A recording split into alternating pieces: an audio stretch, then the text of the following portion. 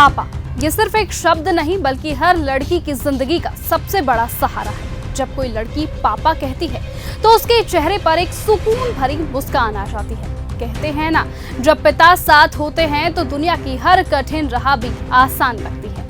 हर बेटी अपने जीवन साथी में भी अपने पिता जैसा ही प्यार ढूंढती है, लेकिन बिहार के नवादा से जो खबर आई है उसने इस पाक रिश्ते को कलंकित कर दिया। ये कहानी है जैनब प्रवीण की, उस बेटी की जिसने अपने पिता शफीक अंसारी के हाथों न सिर्फ भरोसा तोड़ता देखा बल्कि अपनी असमता को रौंदते हुए भी महसूस किया। पुलिस थाने में दर्ज कराई गई एफआईआर के मुताबिक जैनब ने जैसे तैसे खुद को बचाया और भागकर सीधा पुलिस स्टेशन पहुंच गई।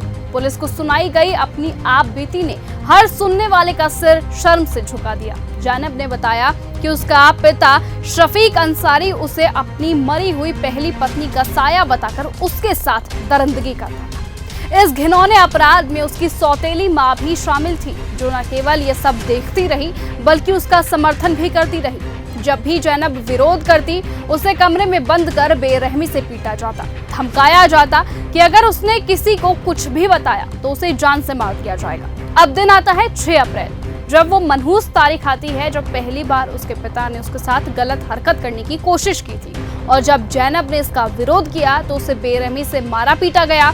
फिर 7 अप्रैल और फिर 9 अप्रैल को भी उसके साथ यही दरिंदगी लगातार दोहराई गई। लेकिन इस बीच जब उसकी फूफी के कपड़े उससे हल्के फुल्के जल जाते हैं, जो कि मच्छर वाली अगरबत्ती होती है, उसकी वजह से, तो उसकी सौतेली मां ने सीधा जाकर शिकायत उसके पिता को लगा दी, उसके कान भर दिए। और फिर जैनब को न केवल मारा गया बल्कि एक बार फिर उसकी असमता को रौंद दिया गया। ये सिलसिला थमता नहीं था।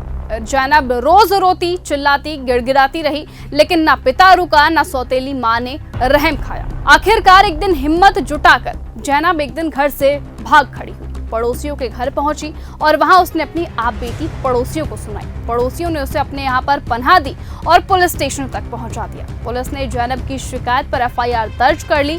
आरोपी पिता शफीक अंसारी और सौतेली मां को भी गिरफ्तार कर लिया गया। जैनब को मेडिकल जांच के लिए भी भेज दिया गया। तो वहीं थाना अध्यक्ष राजेश कुमार ने ये बताया कि दोनों आरोपियों को हिरासत में लेकर पूछताछ लगातार जारी है और जैनब को सुरक्षा भी दी गई है। इस शर्मनाक घटना ने न सिर्फ नवादा जिले को झकझोर दिया बल्कि पिता और बेटी के रिश्ते की पवित्रता पर भी एक गहरा धब्बा सा लगा दिया।